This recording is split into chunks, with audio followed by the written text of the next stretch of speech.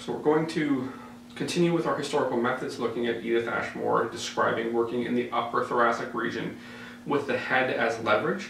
Now what I'm going to say before I do this is that it is going to be a strange situation in which this is particularly comfortable for the patient. It may not be awkward for the practitioner, but using the head as a lever in lateral is quite awkward for the patient, because no matter what happens, as you reach underneath their head, their face is going to be on your thorax, on your torso. Their nose is probably going to be in your armpit, so if you happen to want to do this, make sure it's at a point where you're quite sure that your deodorant is doing exactly what you want it to do. Otherwise, it can be accidentally even more awkward just on scent alone. Different considerations for different people based on the patient-practitioner mix, but this is quite an awkward methodology. That said, you can take the concept of using the head as a lever and do it in a different position, right? You can do it in supine, you can do it in seated as well, but the concept that we're trying to show here is what Ashmore said. So she talks about reaching underneath, supporting the patient's head, right? Now, you gotta remember you wanna be close, so contact is control. Now I've got good contact with the head, but I don't necessarily need to lean all the way in, right? Because if I lean all the way in, I can push the patient in a way that I don't want to.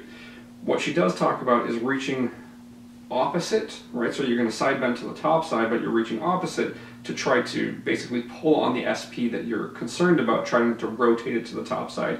I'm not going to talk about a couple of mechanics because I don't think that in a position like this, you're going to need to use them well. This is a side bending movement. You don't really need to worry about rotation, so it's not necessary to do this, but she does talk about reaching to the opposite side, and you're going to basically reef up. So it's a short lever and a long lever. The method simply looks like this, right? Now you have to understand that depending on the situation, you're not going to get very far down. Even though the muscles may go far down, just the ability of the patient's neck to come up is going to be a hindrance here. But it's just lifting up here.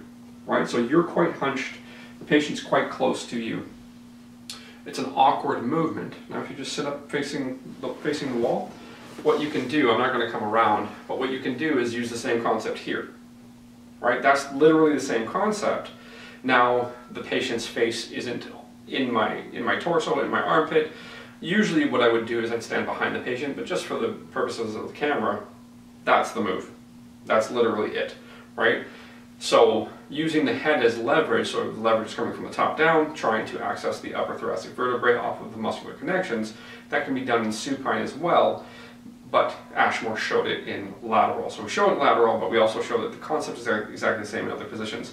So this is where patient positioning comes into play. So if I was behind the patient, this would be the anatomy would be exposed, free to move in the plane or plane is required, and if I was behind, it would be visible. Now if the patient was in supine, it wouldn't be visible, but it would be essentially able to, it wouldn't be free or exposed, but it would be able to move in the plane or plane is required. So for this methodology, using the head as leverage for the upper thoracic vertebrae, seated is the most appropriate just because it is exposed, free to move in the plane or plane is required, and if I was standing behind, I'd be able to see it. So just showing you how the concepts would be at play that I describe, or the heuristics that I describe, as to how to change the position for this particular method.